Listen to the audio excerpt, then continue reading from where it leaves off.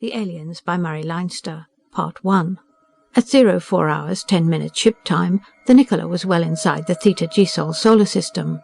She had previously secured excellent evidence that this was not the home of the Plumie civilization. There was no tuned radiation. There was no evidence of interplanetary travel. Rockets would be more than obvious, and a magnetronic drive had a highly characteristic radiation pattern. So the real purpose of the Nicola's voyage would not be accomplished here. She wouldn't find out where Plumies came from. There might, though, be one of those singular, conical, hollow-topped cairns sheltering silicon-bronze plates which constituted the evidence that Plumies existed. The Nicola went sunward toward the inner planets to see. Such cairns had been found on conspicuous landmarks on oxygen-type planets over a range of some 1,200 light-years. By the vegetation about them, some were a century old. On the same evidence, others had been erected only months or weeks or even days before a human space survey ship arrived to discover them. And the situation was unpromising. It wasn't likely that the galaxy was big enough to hold two races of rational beings capable of space travel. Back on ancient Earth, the planet had been too small to hold two races with tools and fire. Historically, that problem was settled when Homo sapiens exterminated Homo neanderthalis. It appeared that the same situation had arisen in space. There were humans and there were Plumies. Both had interstellar ships. To humans the fact was alarming. The need for knowledge and the danger that Plumies might know more first and thereby be able to exterminate humanity was appalling. Therefore the Nicola. She drove on sunward. She had left one frozen outer planet far behind. She had crossed the orbits of 3 others. The last of these was a gas giant with innumerable moonlets revolving about it. It was now some 30 millions of miles back and 20 to one side. The sun, ahead, flared and flamed in emptiness against that expanse of tinted stars. John Baird worked steadily in the Nicola's radar room. He was one of those who hoped that the Plumies would not prove to be the natural enemies of mankind. Now it looked like this ship wouldn't find out in this solar system. There were plenty of other ships on the hunt. From here on it looked like routine to the next unvisited family of planets. But meanwhile he worked. Opposite him Diane Holt worked as steadily, her dark head bent intently over a radar graph in formation. The immediate job was the completion of a map of the meteor swarms following cometary orbits about this sun. They interlaced emptiness with hazards to navigation, and nobody would try to drive through a solar system without such a map. Elsewhere in the ship everything was normal. The engine room was a place of stillness and peace, save for the almost inaudible hum of the drive, running at 500,000 Gauss flux density. The skipper did whatever skippers do when they are invisible to their subordinates. The weapons officer, Taine, thought appropriate thoughts. In the navigation room the second officer conscientiously glanced at each separate instrument at least once in each 5 minutes, and then carefully surveyed all the screens showing space outside the ship. The stewards disposed of the debris of the last meal and began to get ready for the next. In the crew's quarters, those off duty read or worked at scrimshaw, or simply and contentedly loafed. Diane handed over the transparent radar graph to be fitted into the 3-dimensional map in the making. "There's a lump of stuff here," she said interestedly. "It could be the comet that once followed this orbit, now so old it's lost all its gases and isn't a comet any longer." At this instant, which was 04 hours 25 minutes ship time, the alarm bell rang. It clanged stridently over Baird's head, repeater gongs sounded all through the ship, and there was a scurrying and a closing of doors. The alarm gong could mean only one thing. It made one's breath come faster or one's hair stand on end, according to temperament. The skipper's face appeared on the direct line screen from the navigation room. "Plumies?" he demanded harshly. "Mr. Baird, Plumies?" Baird's hands were already flipping switches and plugging the radar room apparatus into a new setup. "There's a contact, sir," he said curtly. "No, there was a contact. It's broken now. Something detected us. We picked up a radar pulse. 1. The word 1 meant much. A radar system that could get adequate information from a single pulse was not the work of amateurs. It was the product of a very highly developed technology. Setting all equipment to full globular scanning, Baird felt a certain crawling sensation at the back of his neck. He'd been mapping within a narrow range above and below the line of this system's ecliptic. A lot could have happened outside the area he'd had under long-distance scanning. But seconds passed. They seemed like years. The all-globe scanning covered every direction out from the Nicola. Nothing appeared which had not been reported before. The gas-giant planet far behind and the only inner one on this side of the sun would return their pulses only after minutes. Meanwhile, the radars reported very faithfully, but they only repeated previous reports. "No new object within 500,000 miles," said Baird after a suitable interval. Presently he added, "Nothing new within 750,000 miles." Then, "Nothing new within 1,000,000 miles." The skipper said bitingly, "Then you'd better check on objects that are not new." He turned aside, and his voice came more faintly as he spoke into another microphone. "Mr. Taine, arm all rockets and have your tube crew stand by in combat readiness. Engine room, prepare drive for emergency maneuvers. Damage control parties put on pressure suits and take combat posts with equipment." His voice rose again in volume. "Mr. Baird, how about observed objects?" Diane murmured. Baird said briefly, "Only one suspicious object, sir, and that shouldn't be suspicious. We are sending an information beam at something we'd classed as a burnt-out comet. Pulse going out now, sir." Diane had the distant information transmitter aimed at what she'd said might be a dead comet. Baird pressed the button. An extraordinary complex of information-seeking frequencies and forms sprang into being and leapt across emptiness. There were microwaves of strictly standard amplitude for measurement standards. There were frequencies of other values which would be selectively absorbed by this material and that. There were laterally and circularly polarized beams. When they bounced back, they would bring a surprising amount of information. They returned. They did bring back news. The thing that had registered as a larger lump in a meteor swarm was not a meteor at all.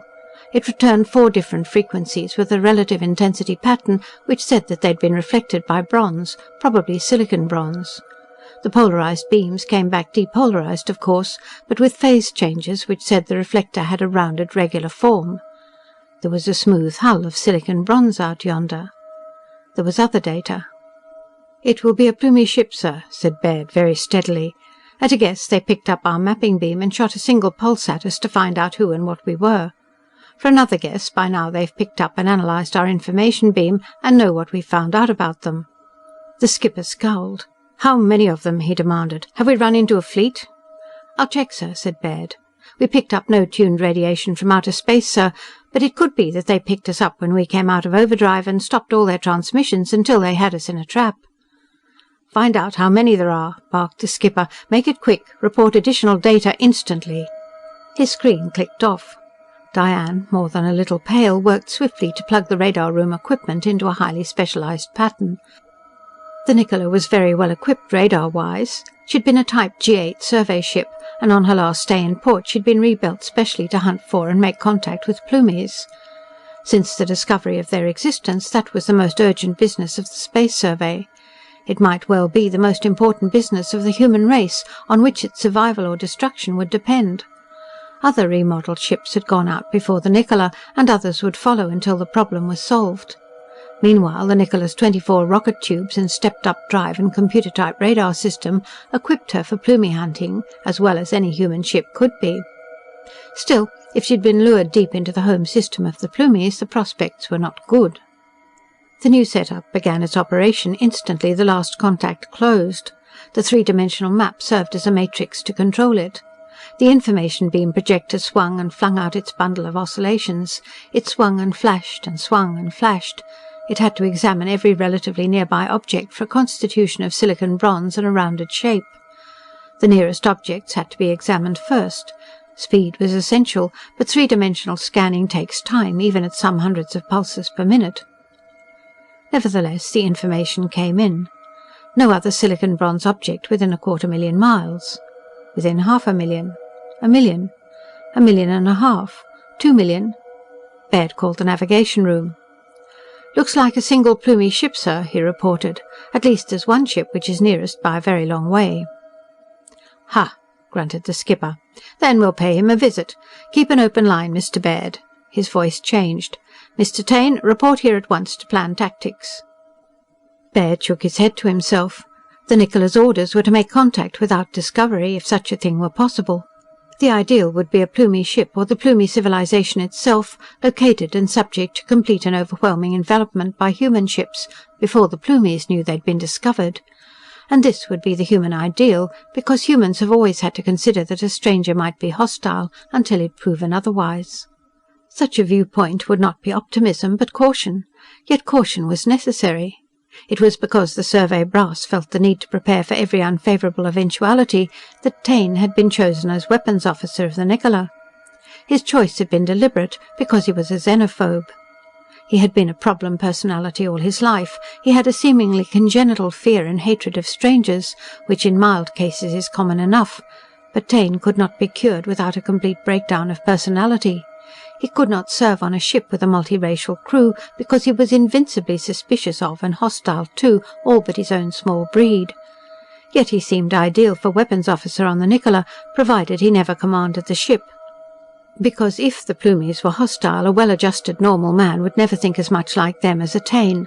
He was capable of the kind of thinking Plumies might practice if they were xenophobes themselves. But to Baird, so extreme a precaution as a known psychopathic condition in an officer was less than wholly justified. It was by no means certain that the Plumies would instinctively be hostile. Suspicious, yes. Cautious, certainly. But the only fact known about the Plumie civilization came from the cairns and silicon bronze inscribed tablets they'd left on oxygen-type worlds over a 1200 light-year range in space. And the only thing to be deduced about the Plumies themselves came from the decorative, formalized symbols like feathery plumes which were found on all their bronze tablets. The name Plumies came from that symbol. Now, though, Taine was called to the navigation room to confer on tactics. The Nicola swerved and drove toward the object Baird identified as a Plumie ship. This was at 05 hours 10 minutes ship time. The human ship had a definite velocity sunward, of course. The Plumie ship had been concealed by the meteor swarm of a totally unknown comet. It was an excellent way to avoid observation. On the other hand, the Nicola had been mapping, which was bound to attract attention.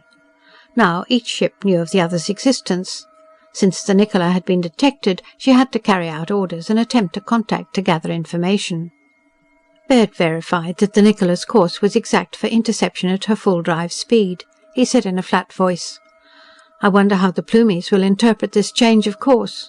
They know we're aware they're not a meteorite, but charging at them without even trying to communicate could look ominous.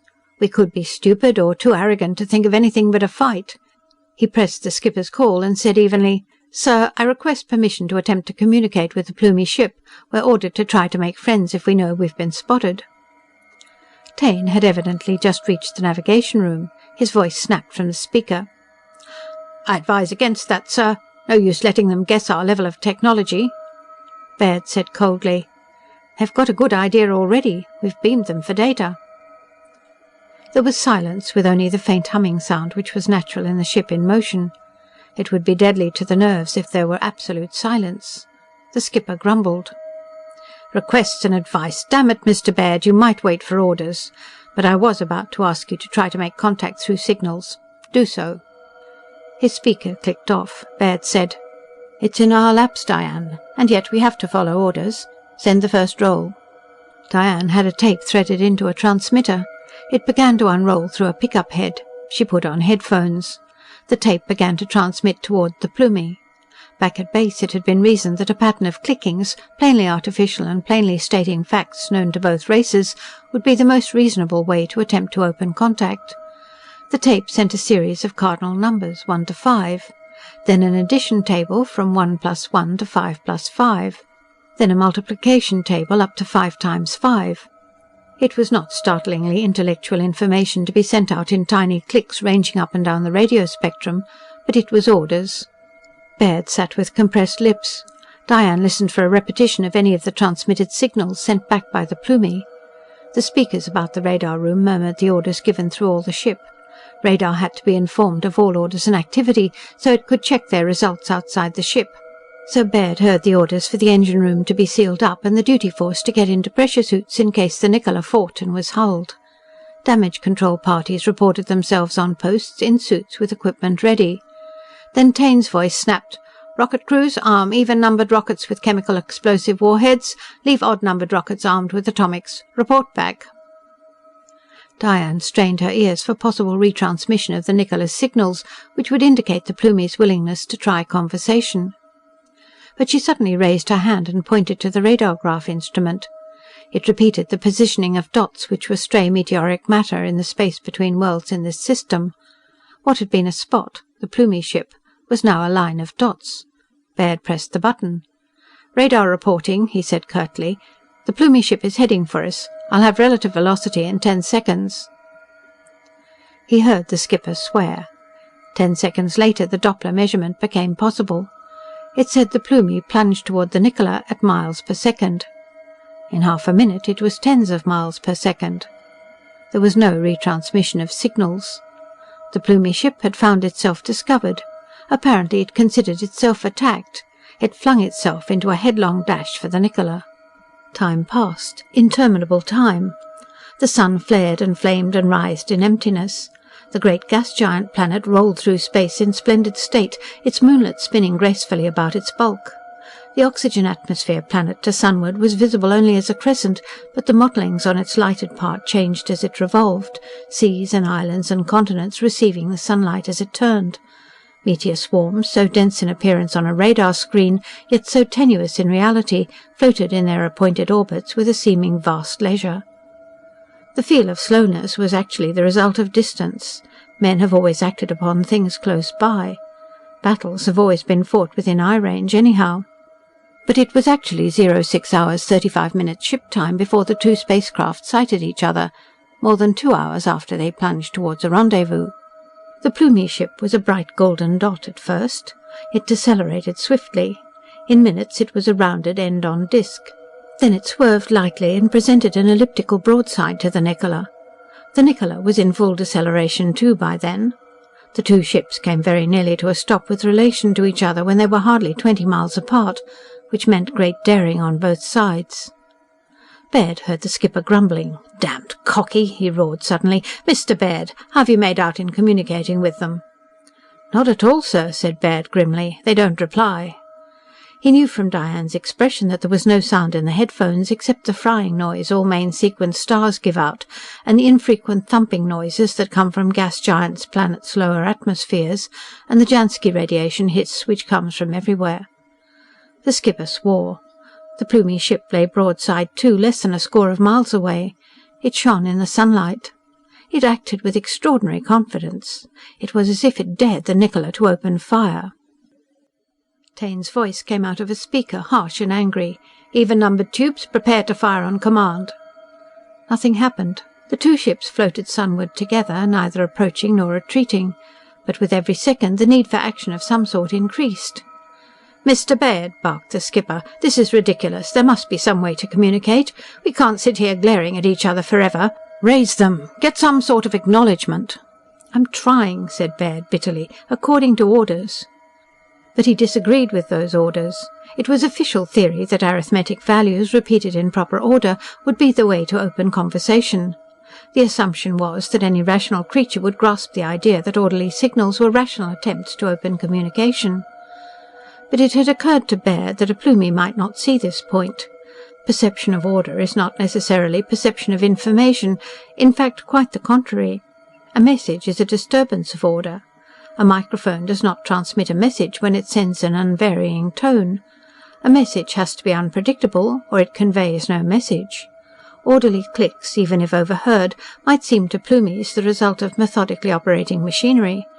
A race capable of interstellar flight was not likely to be interested or thrilled by exercises a human child goes through in kindergarten. They simply wouldn't seem meaningful at all. But before he could ask permission to attempt to make talk in a more sophisticated fashion, voices exclaimed all over the ship. They came blurringly to the loudspeakers. "Look at that! What's he do? Spinning like!" From every place where there was a vision plate on the Nicola, men watched the Plumie ship and babbled. This was at 06 hours 50 minutes ship time. The elliptical golden object darted into swift and eccentric motion. Lacking an object of known size for comparison, there was no scale. The golden ship might have been the size of an autumn leaf, and in fact its manoeuvres suggested the heedless tumblings and scurrying of falling foliage. It fluttered in swift turns and somersaults and spinnings. There were weavings like the purposeful feints of boxers not yet come to battle. There were indescribably graceful swoops and loops and curving dashes, like some preposterous dance in emptiness. Taine's voice crashed out of a speaker. "All even-numbered rockets," he barked. "Fire!" The skipper roared a countermand, but too late. The crunching, grunting sound of rockets leaving their launching tubes came before his first syllable was complete. Then there was silence while the skipper gathered breath for a masterpiece of profanity.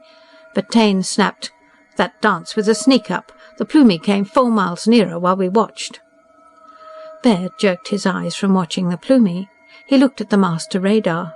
It was faintly blurred with the fading lines of past gyrations, but the golden ship was much nearer the Nicola than it had been. "Radar reporting," said Baird sickishly. "Mr. Taine is correct. The Plumie ship did approach us while it danced." Taine's voice snarled. "Reload even numbers with chemical explosive warheads. Then remove atomics from odd numbers and replace with chemicals. The range is too short for atomics." Baird felt curiously divided in his own mind. He disliked Taine very much. Taine was arrogant and suspicious and intolerant even on the Nicola. But Taine had been right twice now. The Plumie ship had crept closer by pure trickery, and it was right to remove atomic warheads from the rockets. They had a pure blast radius of 10 miles. To destroy the Plumie ship within twice that would endanger the Nicola and leave nothing of the Plumie to examine afterward.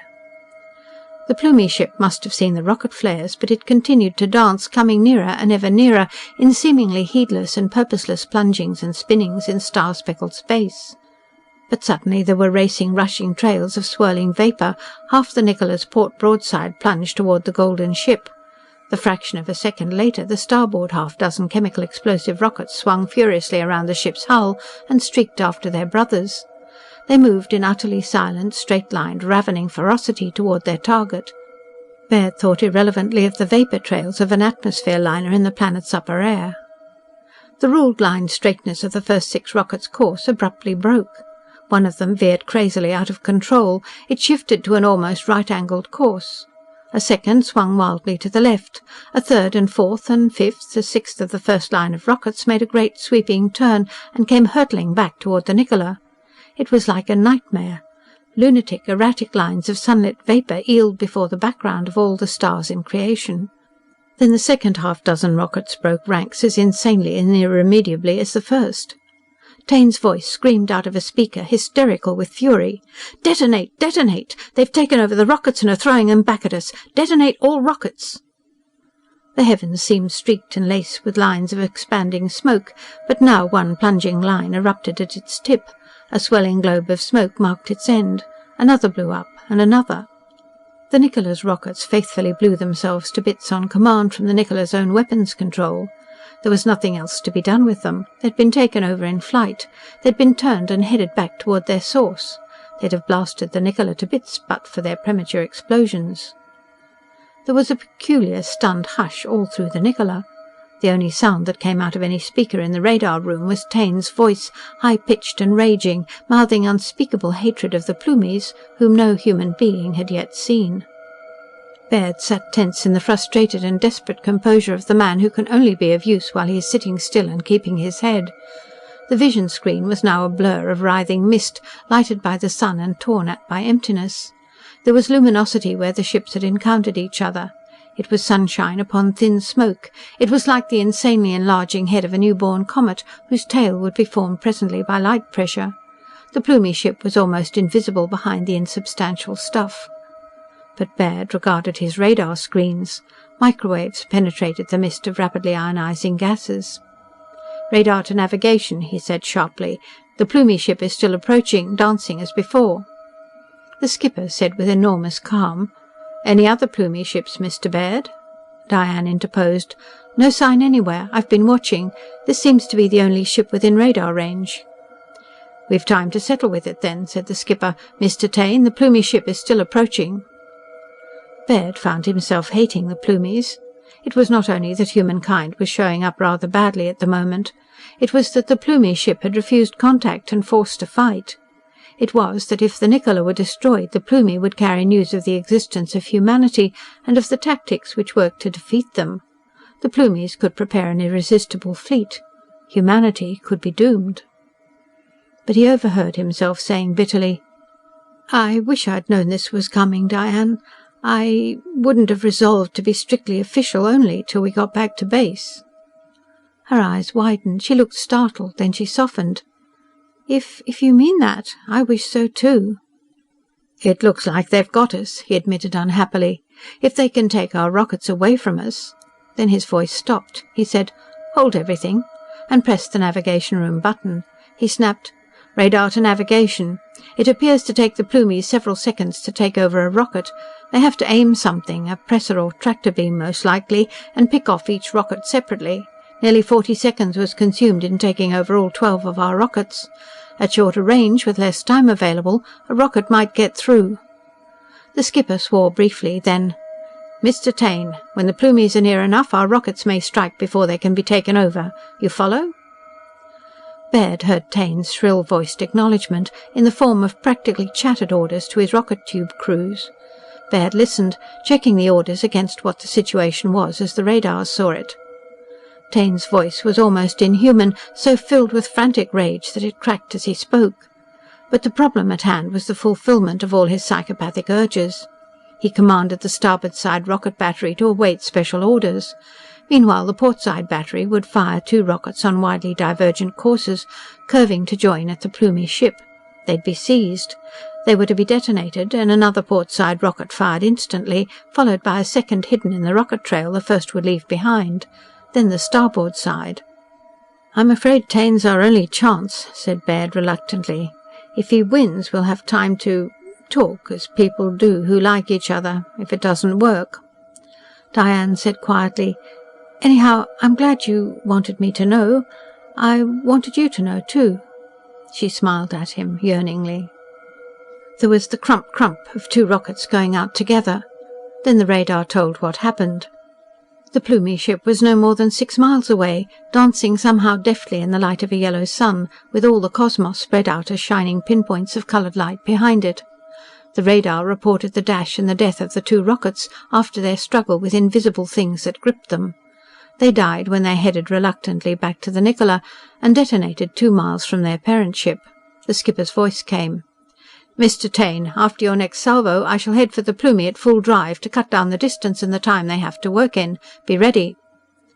The rocket tubes went crump-crump again with a fifth of a second interval. The radar showed 2 tiny specks speeding through space toward the weaving, shifting speck which was the Plumie.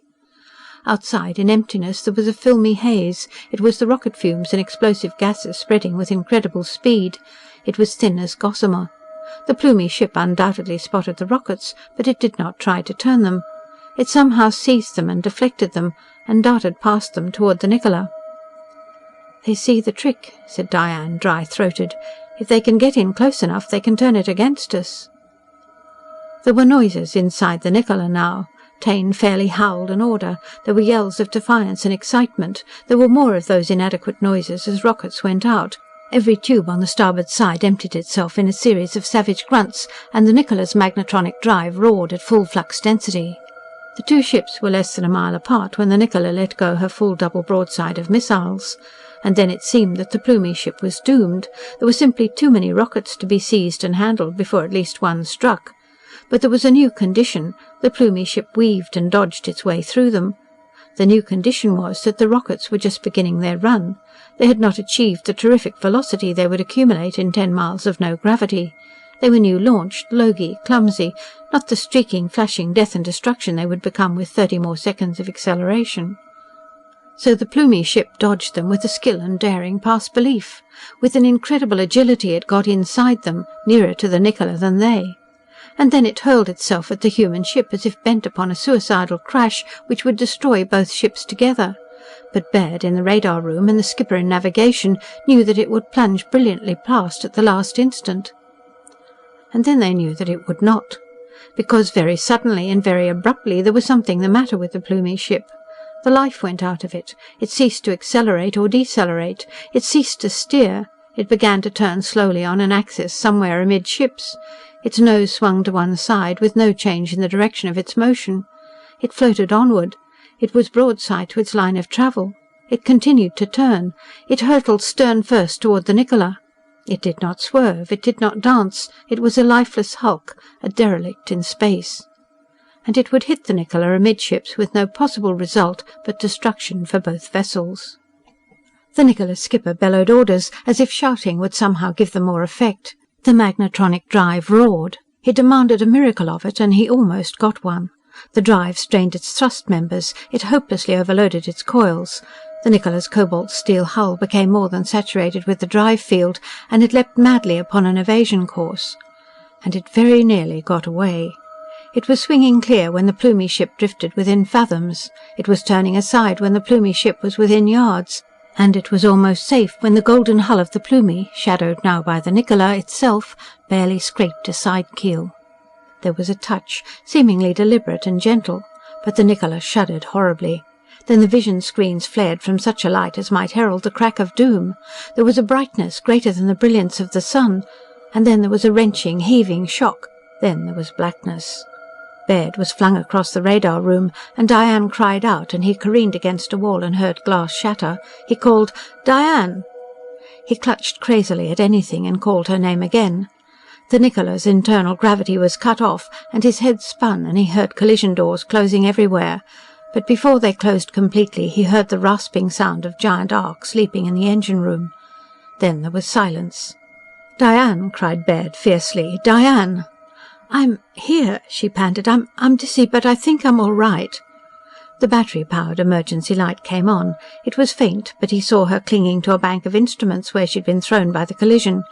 He moved to go to her, and found himself floating in mid-air. But he drifted to a side wall and worked his way to her. She clung to him, shivering.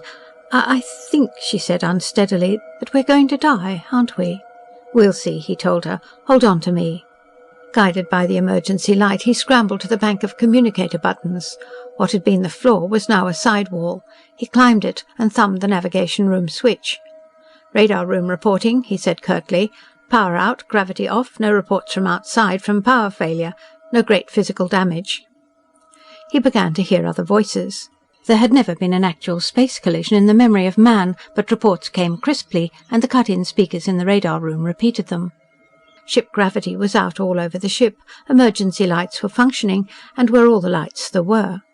There was a slight, unexplained gravity drift towards what had been the ship's port side, but damage control reported no loss of pressure in the Nicola's inner hull, though 4 areas between inner and outer hulls had lost air pressure to space. "Mr. Baird," rasped the skipper, "we're blind. Forget everything else and give us eyes to see with." "We'll try battery power to the vision plates," Baird told Diane. "No full resolution, but better than nothing." They worked together feverishly. They were dizzy. Something close to nausea came upon them from pure giddiness. What had been the floor was now a wall, and they had to climb to reach the instruments that had been on a wall and now were on the ceiling. But their weight was ounces only. Baird said abruptly, "I know what's the matter. We're spinning. The whole ship's spinning. That's why we're giddy and why we have even a trace of weight. Centrifugal force. Ready for the current?" There was a tiny click and the battery light dimmed. But a vision screen lighted faintly. The stars it showed were moving specks of light. The sun passed deliberately across the screen. Baird switched to other outside scanners. There was power for only one screen at a time, but he saw the starkly impossible. He pressed the navigation room button. "Radar room reporting," he said urgently. "The Plumie ship is fast to us, in contact with our hull. Both ships are spinning together." He was trying yet other scanners as he spoke, and now he said, "Got it. There are no lines connecting us to the Plumie, but it looks... Yes, that flash when the ships came together was a flashover of high potential. We're welded to them along 20 feet of our hull." The skipper: "Damnation! Any sign of intention to board us?" "Not yet, sir." Taine burst in, his voice high-pitched and thick with hatred. "Damage control parties, attention! Arm yourselves and assemble at starboard airlock. Rocket crews get into suits and prepare to board this Plumie—" "Countermand!" bellowed the skipper from the speaker beside Baird's ear. "Those orders are cancelled. Damn it, if we were successfully boarded, we'd blow ourselves to bits. Those are our orders. Do you think the Plumies will let their ship be taken? And wouldn't we blow up with them? Mr. Taine, you will take no offensive action without specific orders. Defensive action is another matter. Mr. Baird, I consider this welding business pure accident. No one would be mad enough to plan it. You watch the Plumies and keep me informed." His voice ceased, and Baird had again the frustrating duty of remaining still and keeping his head while other men engaged in physical activity. He helped Diane to a chair, which was fastened to the floor, which was now a wall, and she wedged herself fast and began a review of what each of the outside scanners reported. Baird called for more batteries. Power for the radar and visions was more important than anything else just then. If there were more Plumie ships... Electricians half-floated, half-dragged extra batteries to the radar room. Baird hooked them in. The universe outside the ship again appeared filled with the brilliantly coloured dots of light which were the stars. More satisfying, the globe scanners again reported no new objects anywhere. Nothing new within 250,000 miles. 500,000. Later Baird reported, "Radars report no strange objects within 1,000,000 miles of the Nicola, sir." "Except the ship we're welded to, but you're doing very well. However, microphones say there is movement inside the Plumie." Diane beckoned for Baird's attention to a screen which Baird had examined before. Now he stiffened and motioned for her to report. "We've a scanner, sir," said Diane, "which faces what looks like a port on the Plumie ship. There's a figure at the port. I can't make out details, but it's making motions, facing us." "Give me the picture," snapped the skipper. Diane obeyed. It was the merest flip of a switch. Then her eyes went back to the spherical sweep scanners which reported the bearing and distance of every solid object within their range. She set up 2 instruments which would measure the angle, bearing and distance of the 2 planets now on this side of the sun, the gas giant and the oxygen world to sunward. Their orbital speeds and distances were known.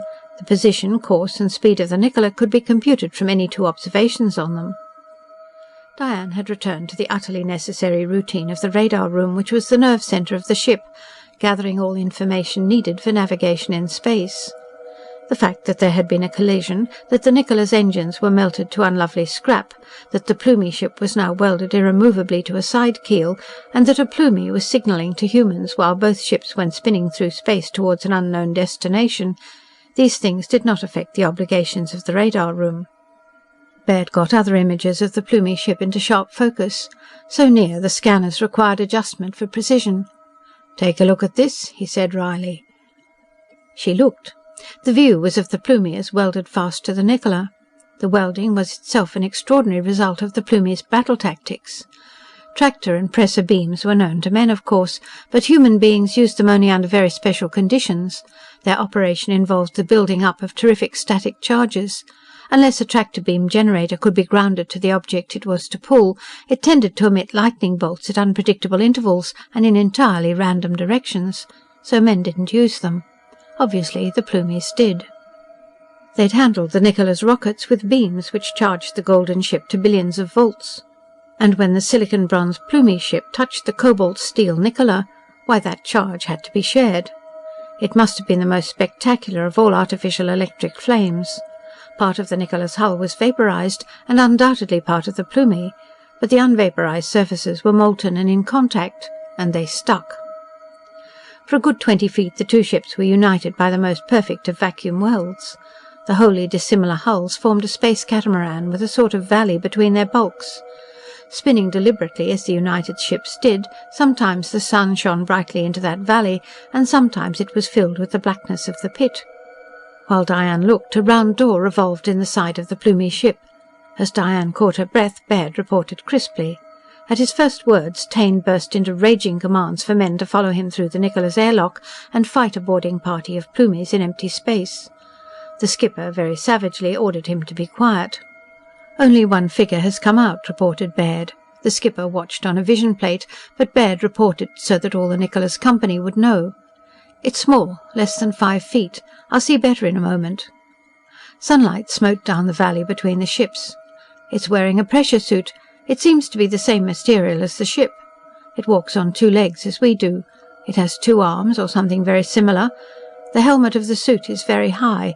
It looks like the armour knights used to fight in. It's making its way to our airlock. It doesn't use magnetic-soled shoes.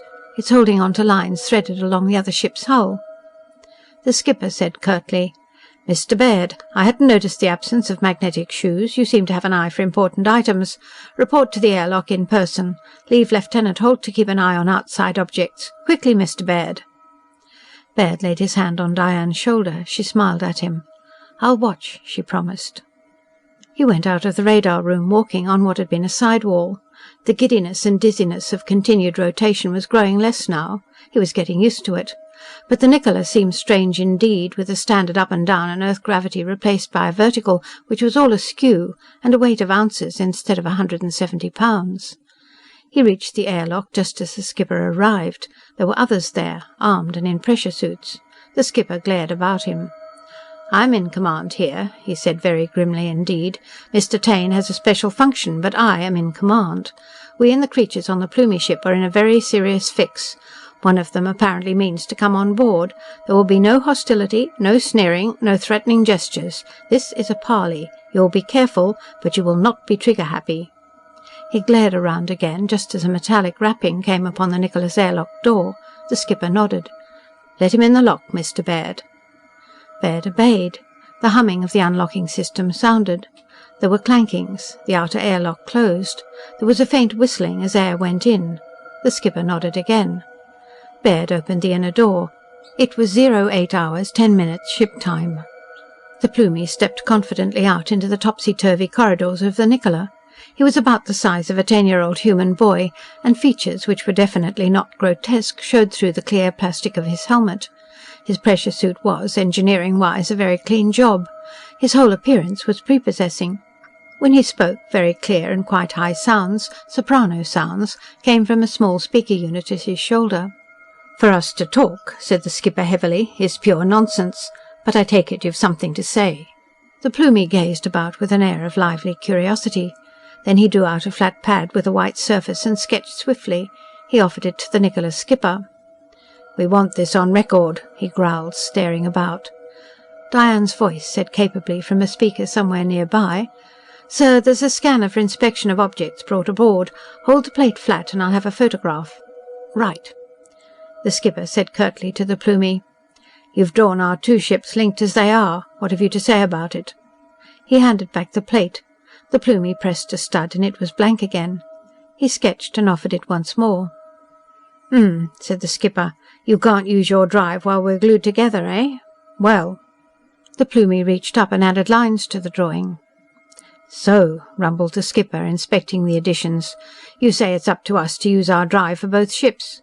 He growled approvingly. "You consider there's a truce. You must, because we're both in the same fix, and not a nice one either. True enough, we can't fight each other without committing suicide now. But we haven't any drive left. We're a derelict. How am I going to say that, if I decide to?" Baird could see the lines on the plate from the angle at which the skipper held it. He said, "Sir, we've been mapping up in the radar room. Those last lines are map coordinates. A separate sketch, sir. I think he's saying that the two ships, together, are on a falling course toward the sun. That we have to do something, or both vessels will fall into it. We should be able to check this, sir." "Ha!" growled the skipper. "That's all we need. Absolutely all we need. To come here to get into a crazy fight, have our drive melt to scrap, get crazily welded to a Plumie ship, and then for both of us to fry together. We don't need anything more than that." Diane's voice came on the speaker. "Sir, the last radar fixes on the planets in range give us a course directly toward the sun. I'll repeat the observations." The skipper growled. Taine thrust himself forward. He snarled, "Why doesn't this Plumie take off its helmet? It lands on oxygen planets. Does it think it's too good to breathe our air?" Baird caught the Plumie's eye. He made a gesture suggesting the removal of the space helmet. The Plumie gestured in return to a tiny vent in the suit. He opened something and gas whistled out. He cut it off. The question of why he didn't open or remove his helmet was answered. The atmosphere he breathed would not do men any good, nor would theirs do him any good either. Taine said suspiciously, "How do we know he's breathing the stuff he let out, then? This creature isn't human. It's got no right to attack humans. Now it's trying to trick us." His voice changed to a snarl. "We'd better wring its neck. Teach its kind a lesson." The skipper roared at him. "Be quiet. Our ship is a wreck. We have to consider the facts. We and these Plumies are in a fix together, and we have to get out of it before we start to teach anybody anything." He glared at Taine. Then he said heavily, "Mr. Baird, you seem to notice things. Take this Plumie over the ship. Show him our drive melted down so he'll realize we can't possibly tow his ship into an orbit. He knows that we're armed, and that we can't handle our warheads at this range, so we can't fool each other. We might as well be frank, but you will take full note of his reactions, Mr. Baird." Baird advanced, and the skipper made a gesture. The Plumie regarded Baird with interested eyes, and Baird led the way for a tour of the Nicola. It was confusing even to him, with right hand converted to up and left hand to down, and sideways now almost vertical. On the way the Plumie made more clear, flute-like sounds and more gestures. Baird answered. "Our gravity pull was that way," he explained, "and things fell so fast." He grasped a handrail and demonstrated the speed with which things fell in normal ship gravity. He used a pocket communicator for the falling weight. It was singularly easy to say some things, even highly technical ones, because they'd be what the Plumie would want to know. But quite commonplace things would be very difficult to convey. Diane's voice came out of the communicator.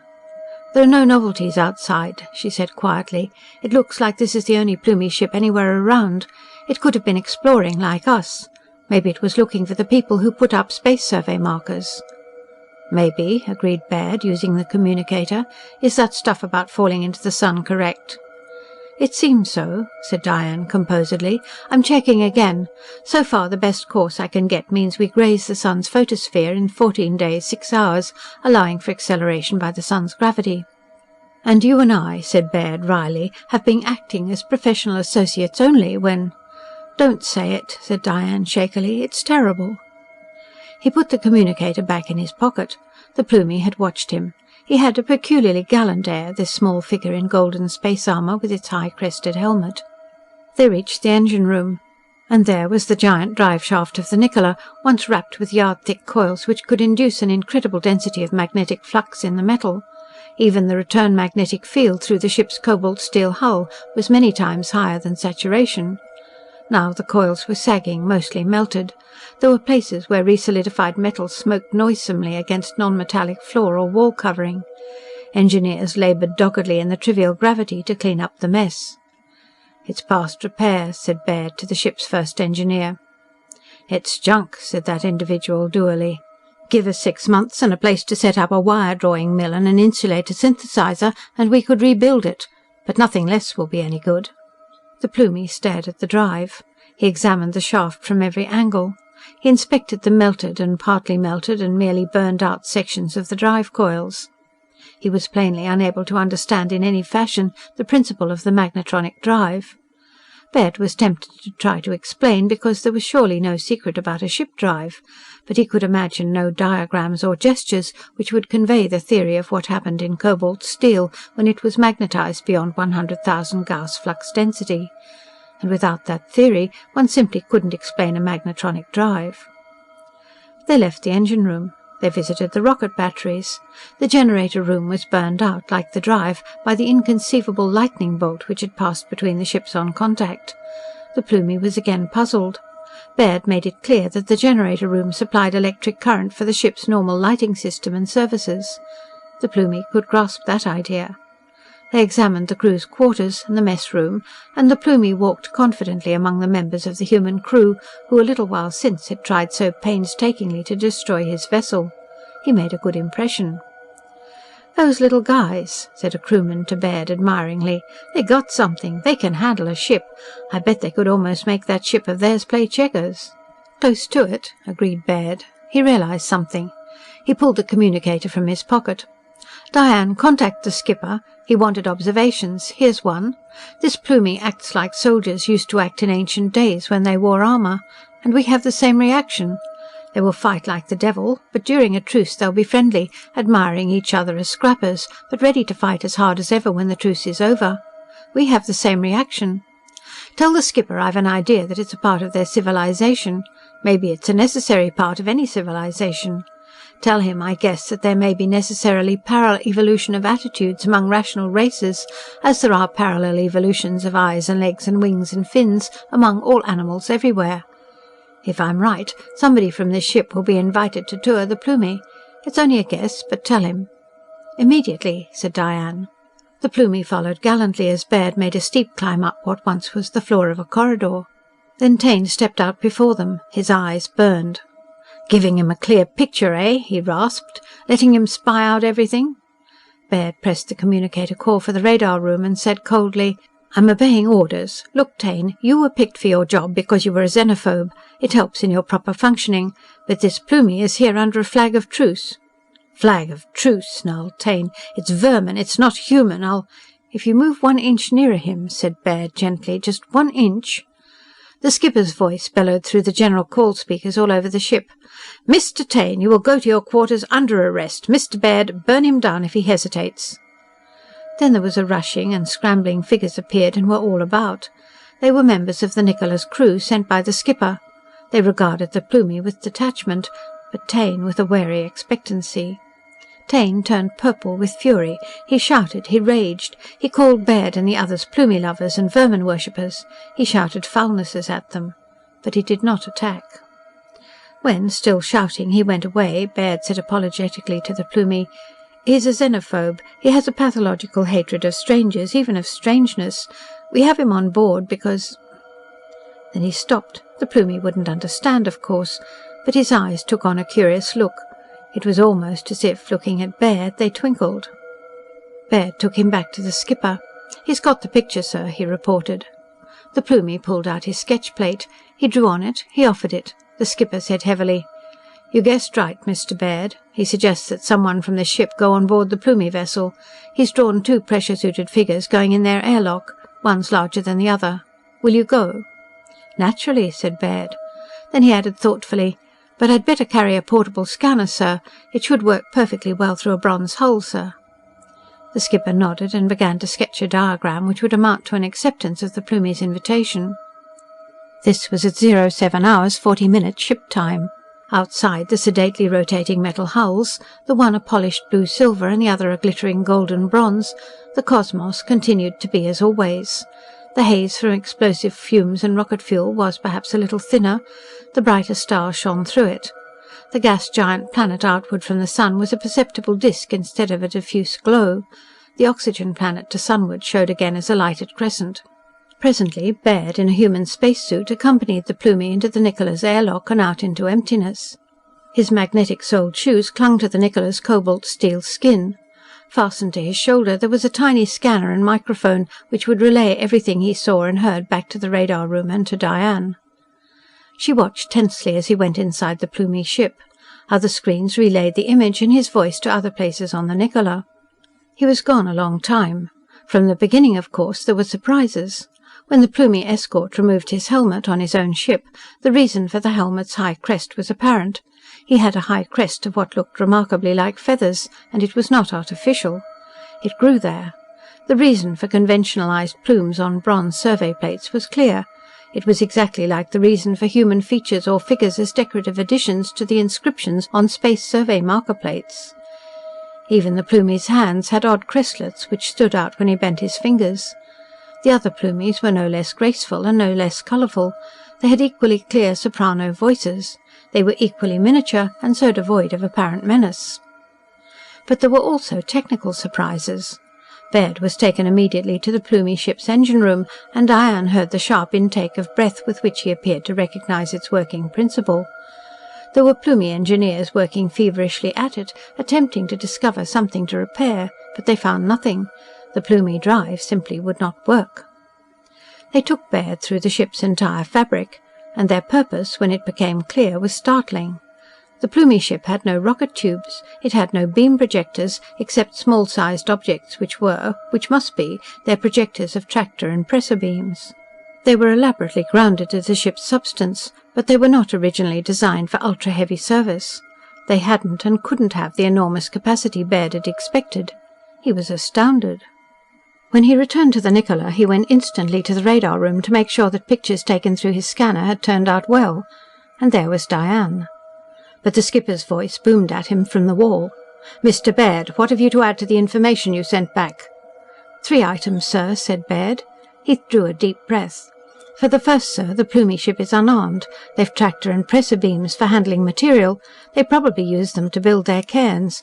But they weren't meant for weapons. The Plumies, sir, hadn't a thing to fight with when they drove for us after we detected them." The skipper blinked hard. "You sure of that, Mr. Baird?" "Yes, sir," said Baird uncomfortably. "The Plumie ship is an exploring ship, a survey ship, sir. You saw their mapping equipment. But when they spotted us, and we spotted them, they bluffed. When we fired rockets at them, they turned them back with tractor and pressor beams. They drove for us, sir, to try to destroy us with our own bombs because they didn't have any of their own." The skipper's mouth opened and closed. "Another item, sir," said Baird, more uncomfortably still. "They don't use iron or steel. Every metal object I saw was either a bronze or a light metal. I suspect some of their equipment's made of potassium, and I'm fairly sure they use sodium in the place of aluminium."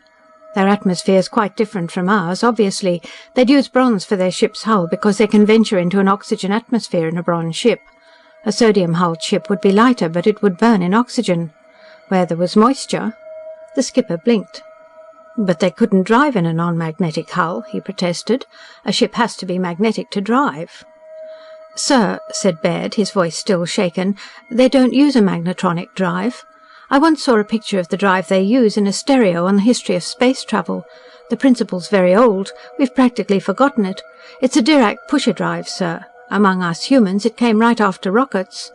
The planets of Sol were first reached by ships using Dirac pushers, but..." He paused. "They won't operate in a magnetic field above 70 Gauss, sir.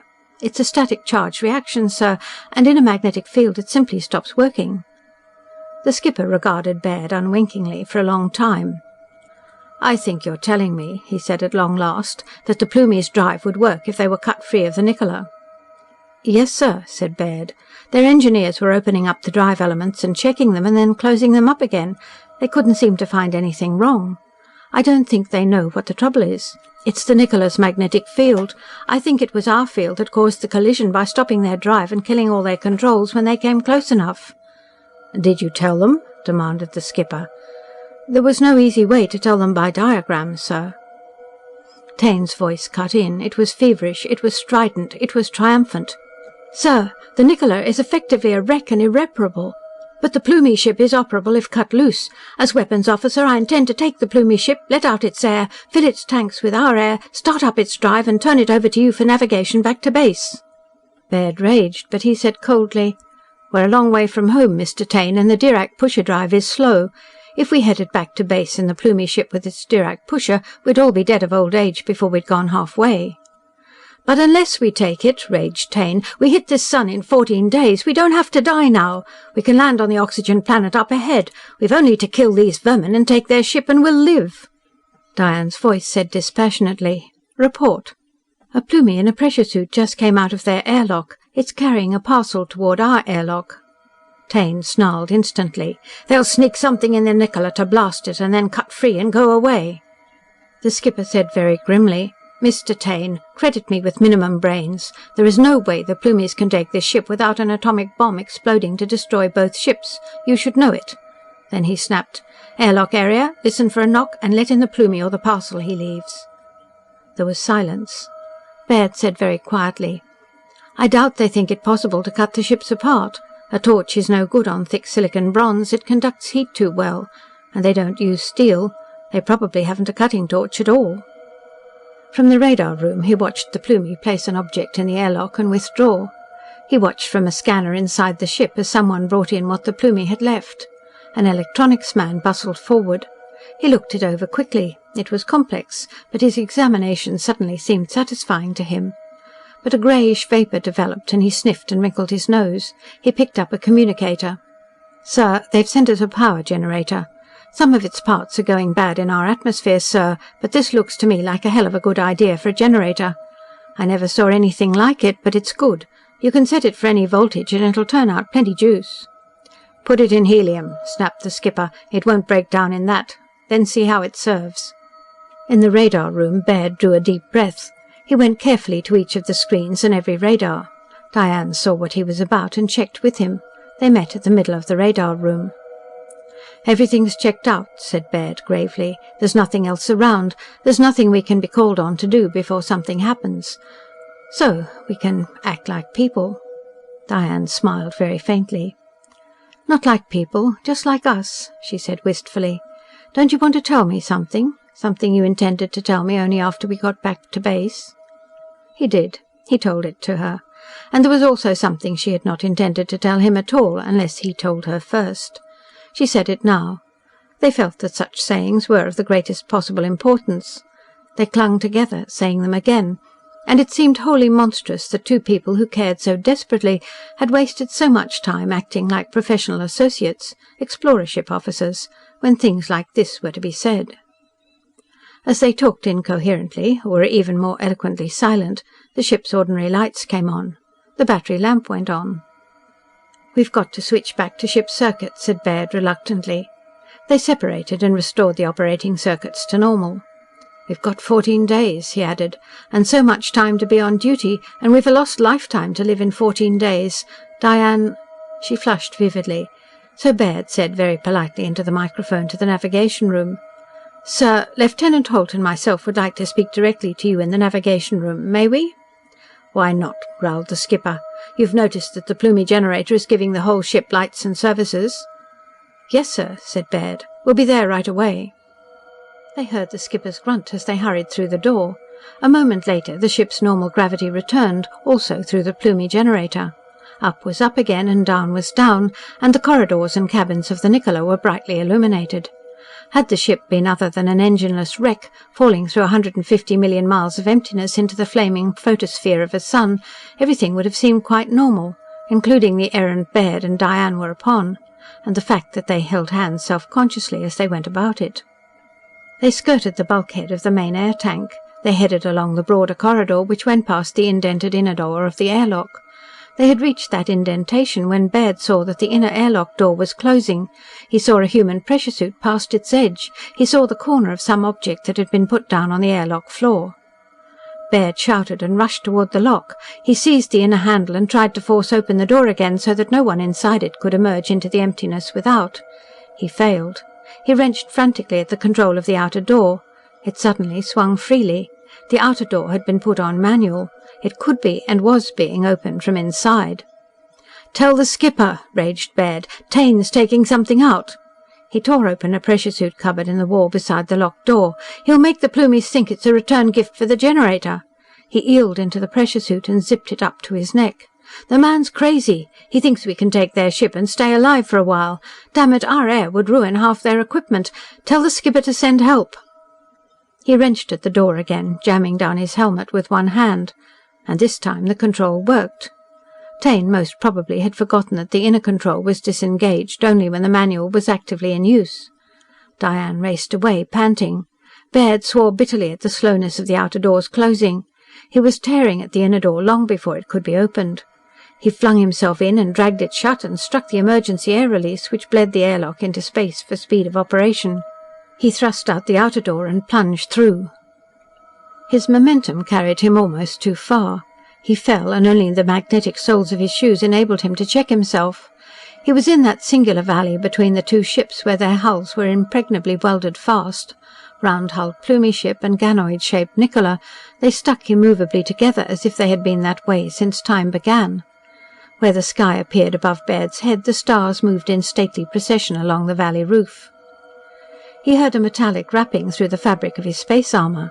Then sunlight glittered, and the valley filled with a fierce glare, and a man in a human spacesuit stood on the Niccola's plating, opposite the Plumie airlock. He held a bulky object under his arm. With his other gauntlet he rapped again.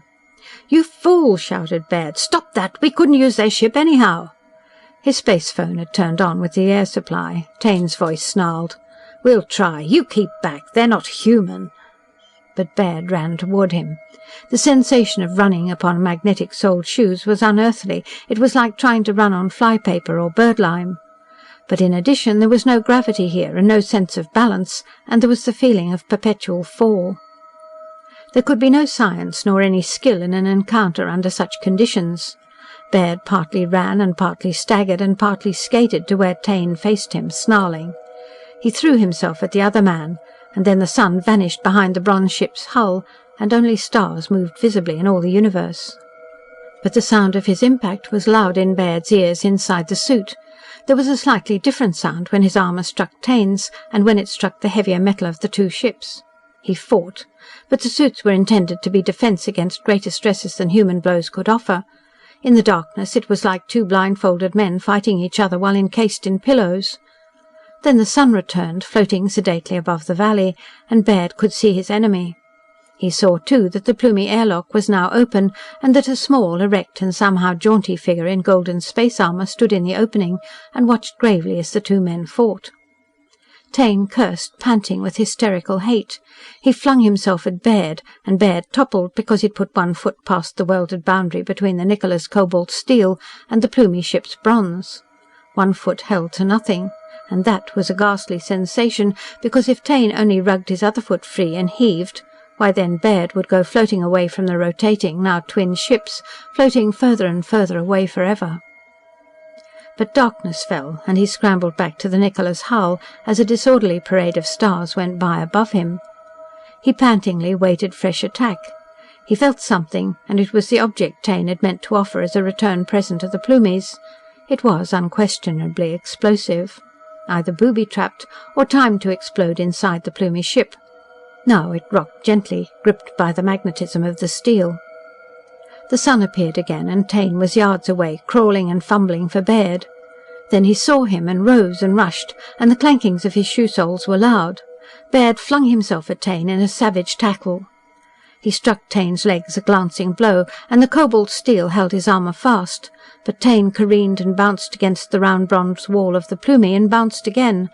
Then he screamed, because he went floating slowly out to emptiness, his arms and legs jerking spasmodically while he shrieked. The Plumie in the airlock stepped out. He trailed a cord behind him. He leapt briskly towards nothingness. There came quick darkness once more, and Baird struggled erect despite the adhesiveness of the Nicola's hull. When he was fully upright, sick with horror at what had come about, there was sunlight yet again, and men were coming out of the Nicola's airlock, and the Plumie, who'd leapt for space, was pulling himself back to his own ship again. He had a loop of the cord twisted around Taine's leg. But Taine screamed and screamed inside his spacesuit. It was odd that one could recognise the skipper even inside space armour. But Baird felt sick. He saw Taine received, still screaming, and carried into the lock. The skipper growled an infuriated demand for details. His space phone had come on too when the air supply began. Baird explained, his teeth chattering. "Ha!" grunted the skipper. "Taine was a mistake. He shouldn't ever have left ground. When a man's potty in one fashion, there'll be cracks in him all over. What's this?" The Plumie in the golden armour very soberly offered the skipper the object Taine had meant to introduce into the Plumie's ship. Baird said desperately that he'd fought against it because he believed it a booby-trap to kill the Plumies, so men could take their ship and fill it with air and cut it free, and then make a landing somewhere. "Damned foolishness," rumbled the skipper. "Their ship'd begin to crumble with our air in it, if it held to a landing." Then he considered the object he'd accepted from the Plumie. It could have been a rocket warhead enclosed in some container that would detonate it if opened. Or there might be a timing device. The skipper grunted. He heaved it skyward. The misshapen object went floating away toward emptiness. Sunlight smote harshly upon it. "Don't want it back in the Nicola," growled the skipper. "But just to make sure." He fumbled a hand weapon out of his belt. He raised it, and it spurted flame, very tiny blue-white sparks, each one indicating a pellet of metal flung away at high velocity. One of them struck the shining, retreating container. It exploded with a monstrous, soundless violence. It had been a rocket's warhead. There could have been only one reason for it to be introduced into a Plumie ship. Baird ceased to be shaky. Instead, he was ashamed. The skipper growled inarticulately. He looked at the Plumie, again standing in the golden ship's airlock. "We'll go back, Mr. Baird. What you've done won't save our lives, and nobody will ever know you did it. But I think well of you. Come along." This was at 11 hours 5 minutes ship time. A good half-hour later, the skipper's voice bellowed from the speakers all over the Nicola. His heavy-jowled features stared doggedly out of screens wherever men were on duty or at ease. "Hear this," he said forbiddingly. "We have checked our course and speed. We have verified that there is no possible jury rig for our engines that could get us into any sort of orbit, let alone land us on the only planet in this system with air we could breathe. It is officially certain that in 13 days, 9 hours from now, the Nicola will be so close to the sun that her hull will melt down. Which will be no loss to us, because we'll be dead then, still going on into the sun to be vaporized with the ship. There's nothing to be done about it. We can do nothing to save our own lives." He glared out of each and every one of the screens wherever there were men to see him. "But," he rumbled, "the Plumies can get away if we help them. They have no cutting torches. We have. We can cut their ship free. They can repair their drive, but it's most likely it'll operate perfectly when they're a mile from the Nicola's magnetic field. They can't help us, but we can help them. And sooner or later some Plumie ship is going to encounter some other human ship. If we cut these Plumies loose, they'll report what we did.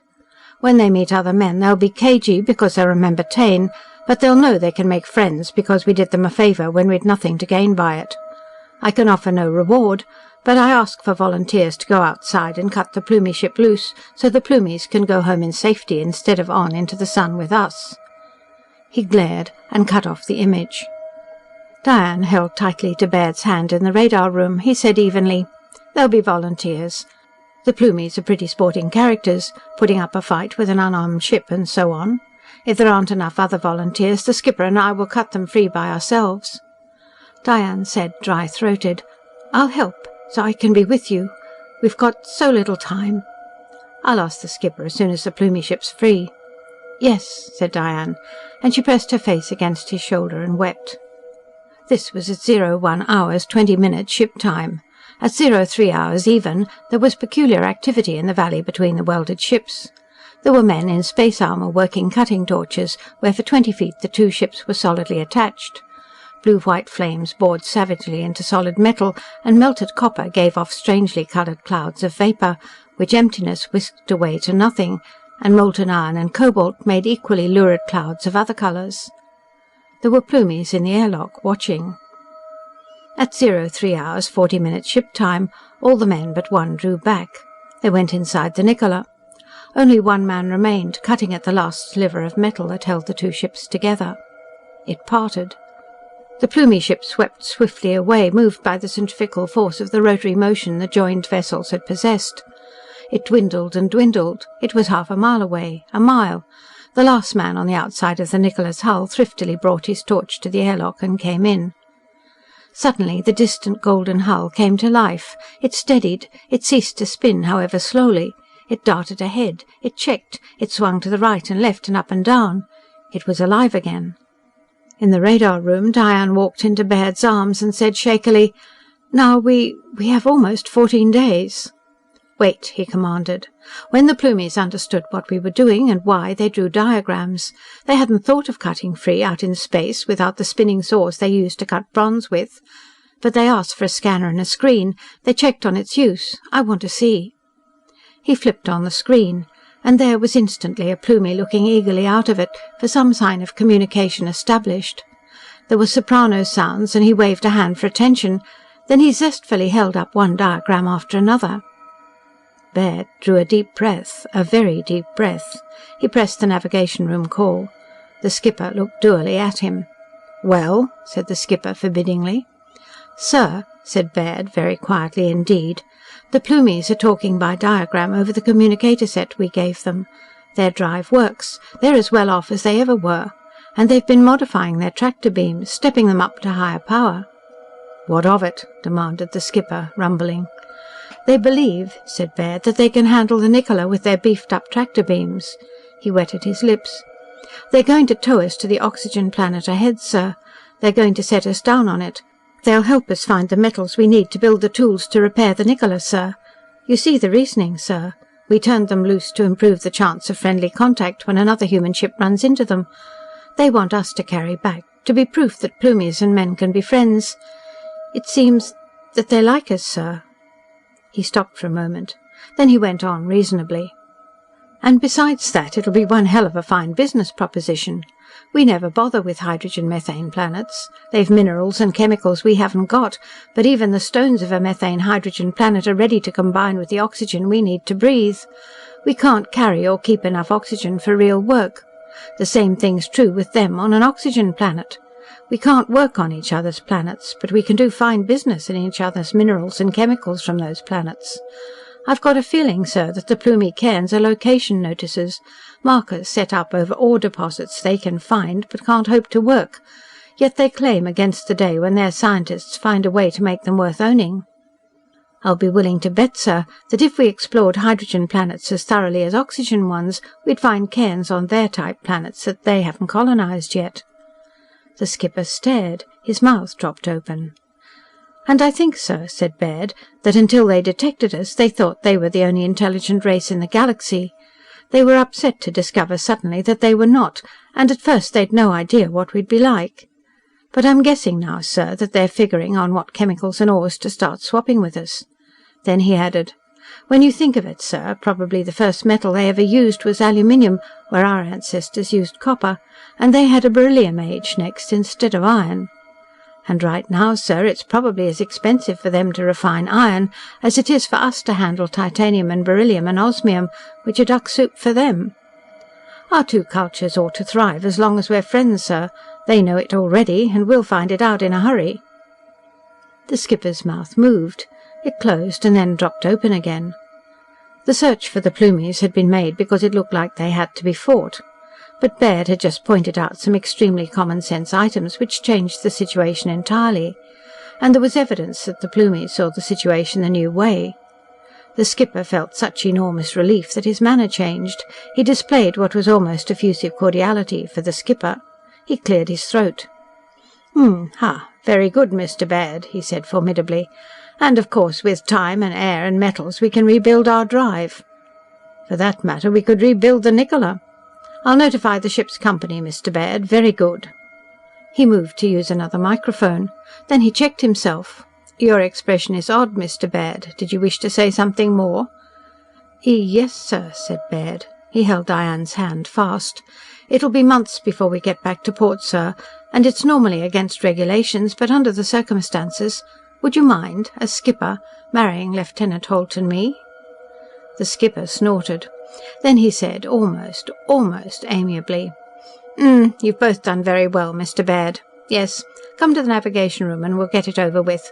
Say 10 minutes from now." Baird grinned at Diane. Her eyes shone a little. This was at 04 hours 10 minutes ship time. It was exactly 12 hours since the alarm bell rang.